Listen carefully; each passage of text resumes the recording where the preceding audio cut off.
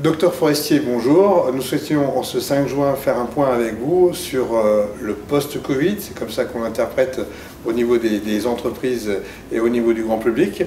Qu'en est-il pour l'hôpital de Chambéry et le département? On n'est pas tout à fait encore en post-Covid, même si l'épidémie a nettement régressé en Savoie comme au niveau national.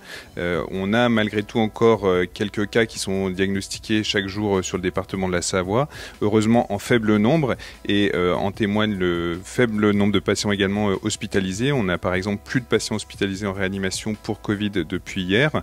Donc clairement l'épidémie reflue, mais malgré tout il faut rester vigilant. Le virus est encore présent à certains endroits et on peut craindre à un moment donné, s'il y a trop de relâchement dans les pratiques, que l'épidémie reparte. Docteur, on peut se poser la question, est-ce que le Covid-19 est terminé? Avec l'arrivée de l'été, on a l'impression que tout le monde se libère un petit peu. Tout à fait, mais c'est vrai qu'on a pratiquement plus de nouveaux patients diagnostiqués récemment, hospitalisés dans notre service, et on a effectivement plus de patients hospitalisés pour Covid en réanimation. On constate aujourd'hui, à travers les retours sur les réseaux sociaux et dans la vraie vie, que les gens ne portent plus de masque au bord du lac, dans la ville. Est-ce que pour vous c'est de l'imprudence ou est-ce que c'est logique dans la suite des événements ? Il faut effectivement rester vigilant. Il y a deux moyens pour éviter que l'épidémie reparte. D'abord, garder les mesures barrières. Et c'est vrai que autant le port du masque n'est pas nécessaire quand on est dans un espace ouvert, notamment à l'extérieur, qu'on se promène avec sa famille. Par contre, quand on est avec des personnes qu'on n'a pas l'habitude de côtoyer, il faut garder au moins cette distance de 1 mètre, qu'on applique ici par exemple, et garder le port du masque quand on est dans des espaces confinés, par exemple dans des magasins ou comme sur le marché, dans les halles de Chambéry. Donc ça c'est la première chose, continuer à appliquer les mesures barrières le plus possible, c'est indispensable. Et d'autre part, l'autre moyen pour éviter que l'épidémie reparte, c'est dès qu'on a des symptômes évocateurs de Covid-19, dont on a déjà parlé, de la fièvre, des signes respiratoires, des signes ORL, notamment cette perte de goût ou cette perte de l'odorat, à ce moment-là il faut contacter rapidement son médecin traitant pour réaliser un test diagnostic, donc une PCR qui sera faite sur un frottis nasopharyngé.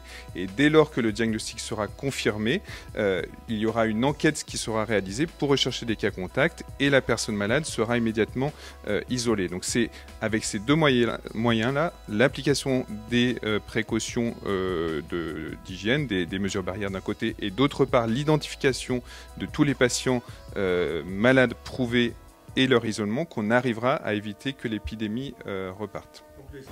On l'a bien compris, le Covid-19 ce n'est pas fini et les centres de tests se poursuivent en Savoie. Donc tous les laboratoires sont en capacité de faire des tests, même 7 jours sur 7 sur prescription médicale. Et quand le résultat de PCR revient positif, il y a une première enquête qui est réalisée par le médecin traitant, puis ensuite la CPAM prend le relais pour faire les enquêtes et la recherche de cas contacts. Donc c'est vraiment très très important de ne pas hésiter à rapidement consulter pour que le test soit réalisé, et si le test est confirmé, qu'on puisse appliquer les mesures pour limiter le risque de diffusion du virus autour de ce cas. En ce début juin, on commence à avoir du recul sur le Covid-19. Comment vous ressentez les choses, vous et vos équipes aujourd'hui ?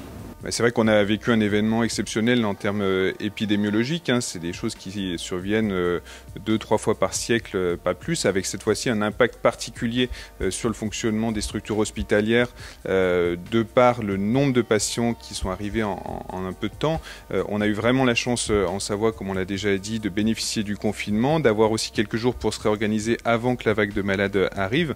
On a eu indiscutablement beaucoup de malades, moins que dans d'autres zones géographiques en France, mais plus que sur l'ouest de la France par exemple.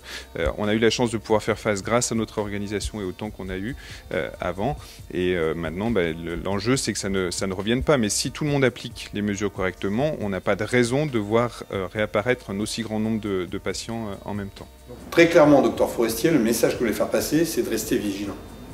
Voilà, il faut rester vigilant, d'autant qu'il est important de rappeler aussi qu'il n'y a pas de traitement spécifique qui a démontré son efficacité pour traiter le Covid. Pour l'instant, c'est avant tout le traitement symptomatique, et que concernant les vaccins, même si des recherches sont en cours, on ne peut pas s'attendre à avoir des vaccins efficaces avant 2021 et plutôt la deuxième partie de 2021. On aura sans doute ces vaccins, mais il faut encore un certain temps pour les développer.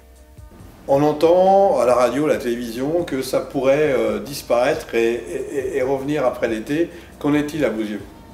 Tout est imaginable à l'heure où on parle. On n'a vraiment pas assez de recul sur le fonctionnement de ce virus. Il est possible que l'amélioration se poursuive et qu'il finisse par disparaître dans les semaines qui viennent, mais il est aussi tout à fait possible qu'il revienne après une période où on avait l'impression qu'il ne circulait plus. La pandémie se calme. Au niveau des activités, il en est de même. Qu'en est-il justement du quotidien de l'hôpital pour vos équipes et vous-même actuellement ?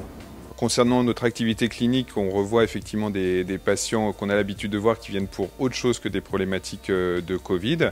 Néanmoins, on a encore pas mal de choses à régler en lien avec le Covid. Le docteur Dalmont pourra l'expliquer, mais concernant la réorganisation de l'hôpital, on n'est pas revenu à un fonctionnement complètement normal.